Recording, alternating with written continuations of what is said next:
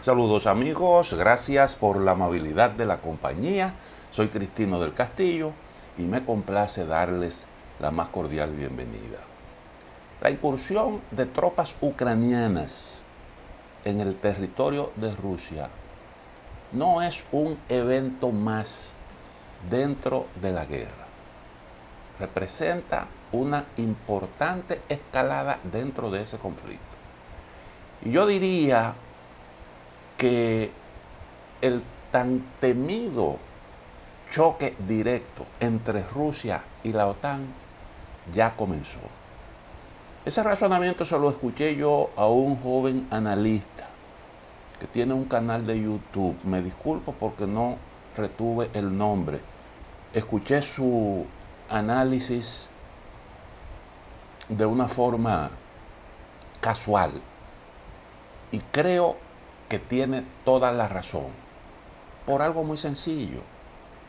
Ucrania jamás hubiera podido asestarle ese golpe a Rusia si no hubiera tenido el respaldo de la OTAN. ¿Por qué? Bueno, primero porque las armas que se han estado utilizando en Ucrania las aporta la OTAN. Eso nosotros lo hemos señalado aquí desde que comenzó el conflicto. La OTAN aporta las armas. La OTAN aporta el apoyo logístico. La OTAN es quien entrena a los soldados ucranianos. La OTAN aporta los recursos económicos que mantienen la economía ucraniana en pie. Y la OTAN aporta toda la información de inteligencia que Ucrania no tiene forma de conseguir. La preparación de esa incursión debió ser precedida de un minucioso análisis de inteligencia. Eso lo dijimos desde el principio.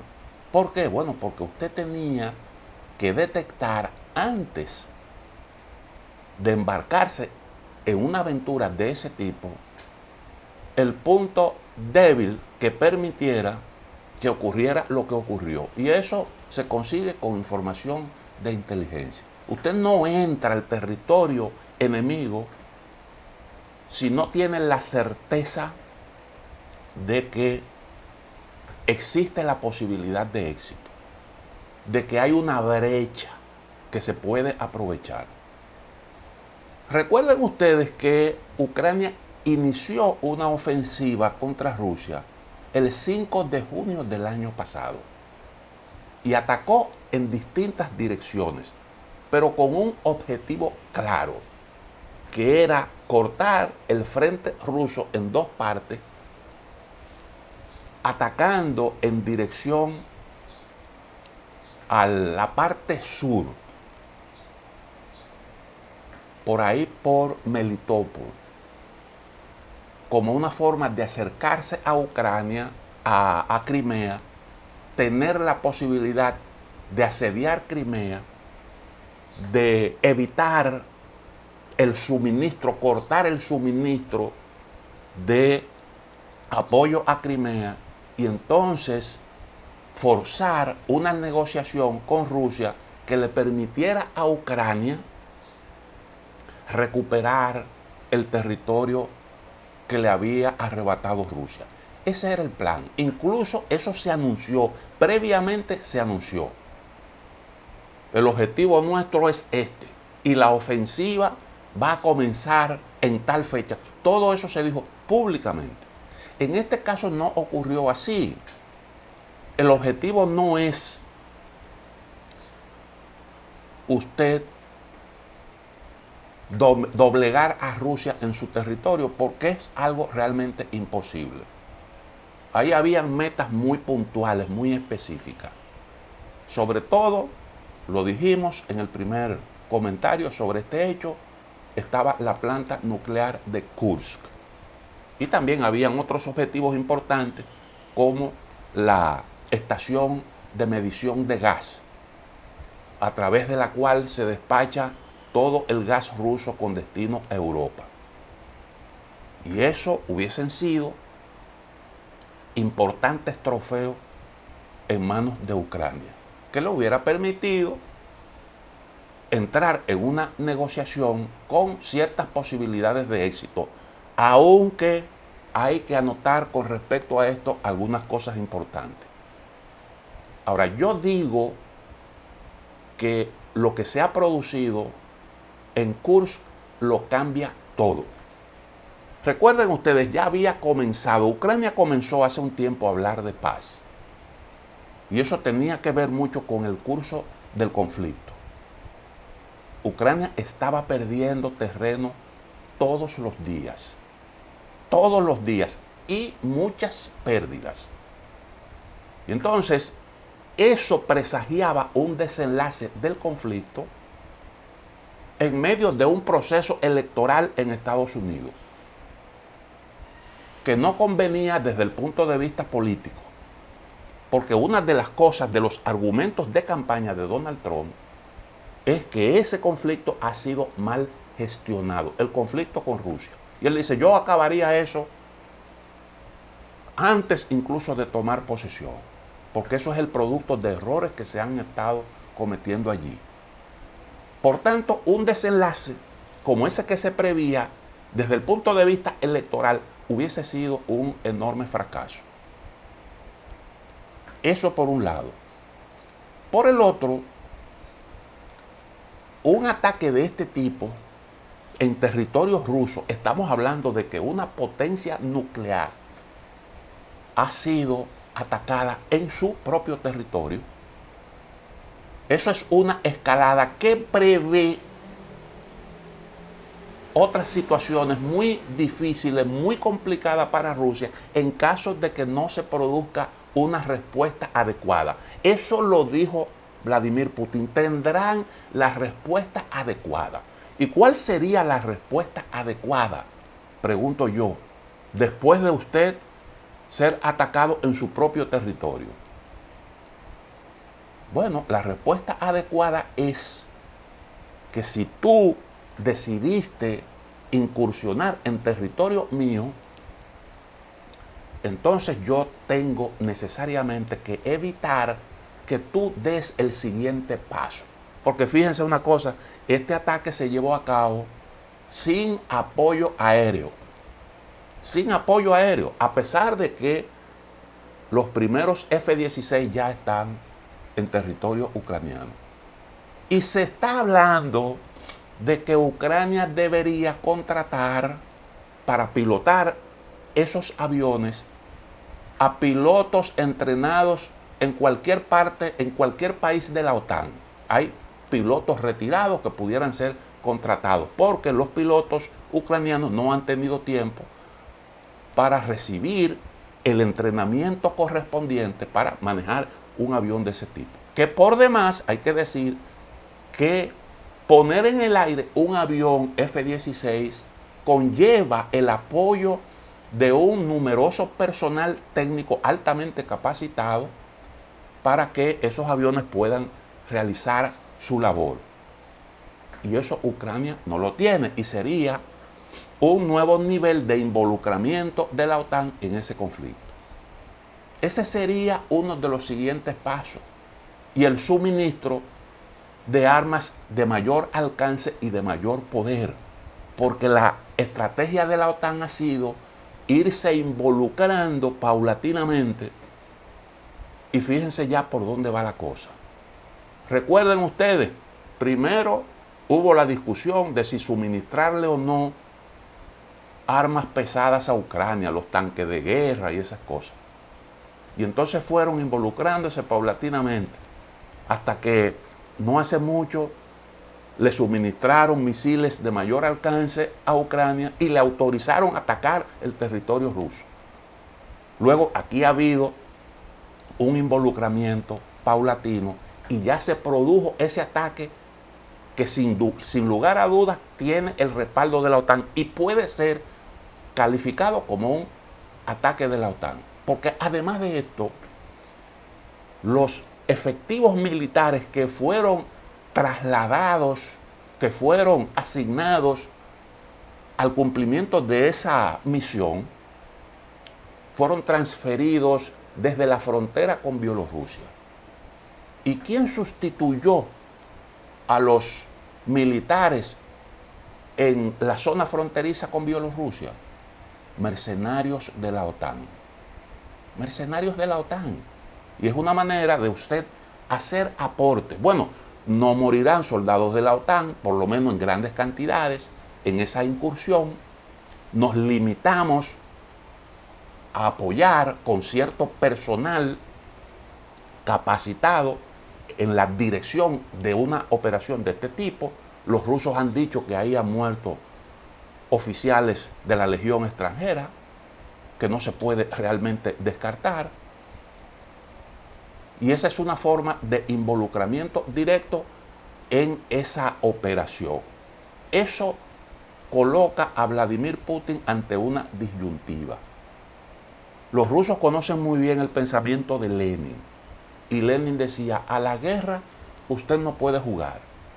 Es decir, usted no se puede involucrar en un conflicto armado si no está en condiciones de asumirlo con todas sus consecuencias. Ahora, ¿qué han hecho los rusos? Que han permitido, y desde el punto de vista de la lógica militar es un error, han permitido el involucramiento de la OTAN sin dar la respuesta adecuada.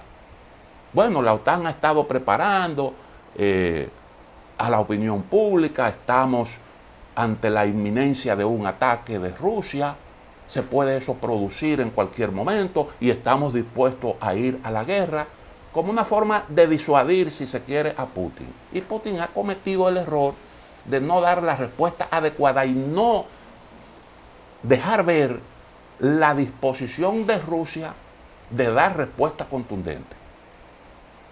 Y entonces eso ha abierto una brecha para que la OTAN se meta directamente en el conflicto. Ahora está en la obligación de producir una respuesta.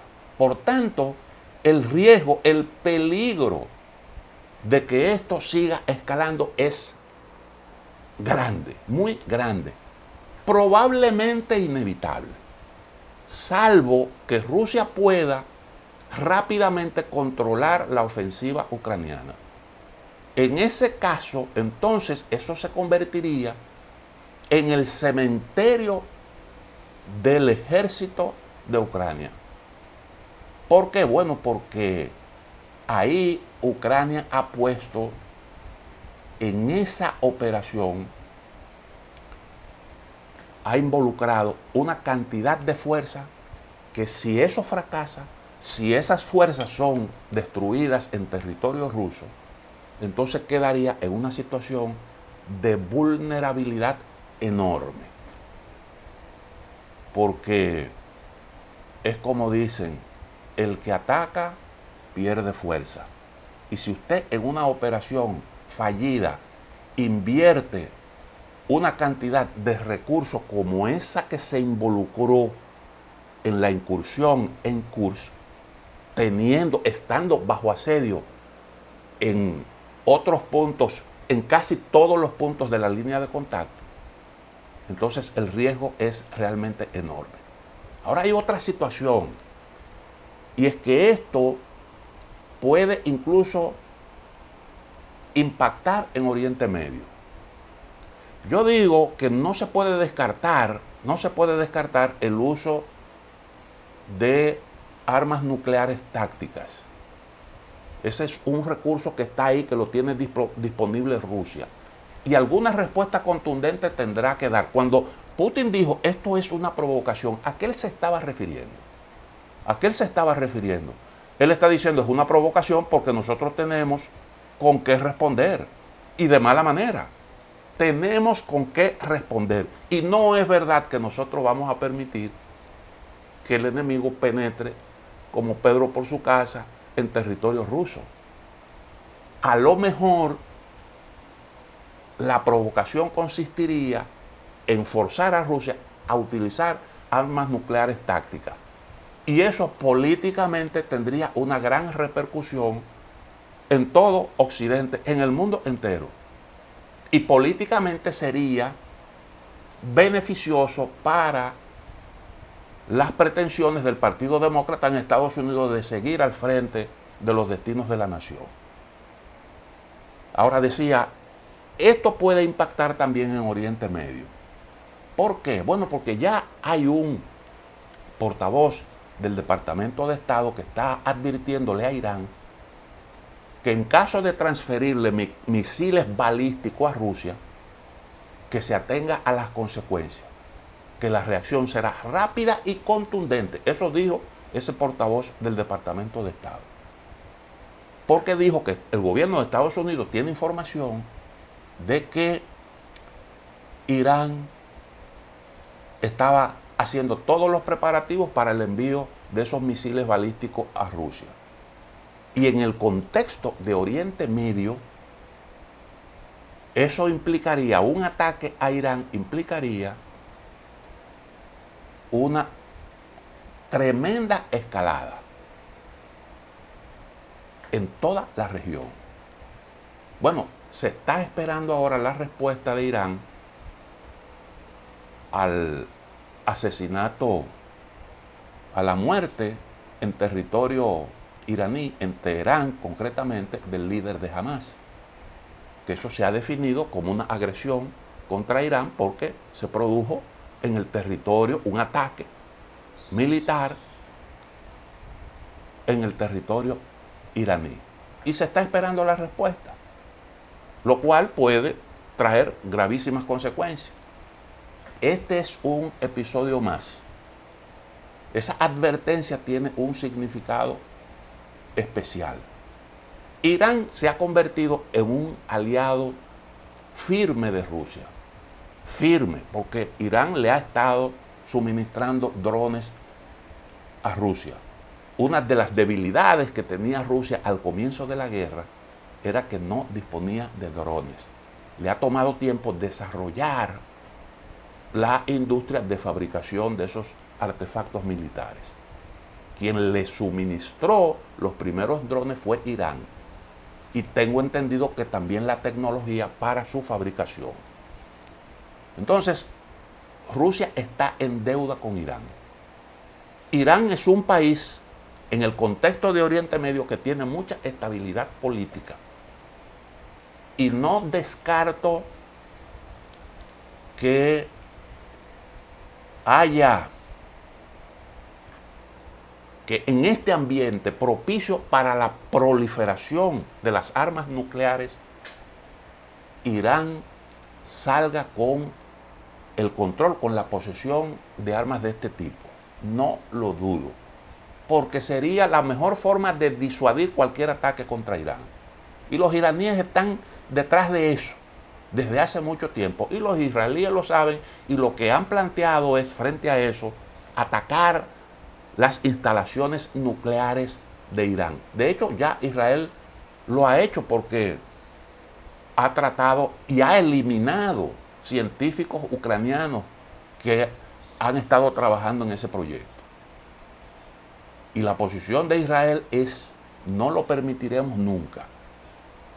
Estados Unidos optó por negociar un acuerdo nuclear para permitir la inspección de las instalaciones nucleares en el territorio iraní, que fue el acuerdo aquel que firmaron los 5 miembros del Consejo de Seguridad Permanente, más Alemania, con Irán.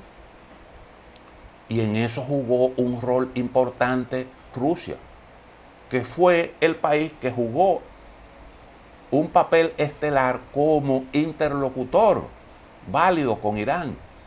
Fue quien allanó el terreno para un acuerdo de ese tipo, que ahora los iraníes, después que Donald Trump lo denunció, los iraníes han dicho que no están en eso de volver a ese pacto, porque Estados Unidos ha querido imponer condiciones adicionales y los iraníes han rechazado eso.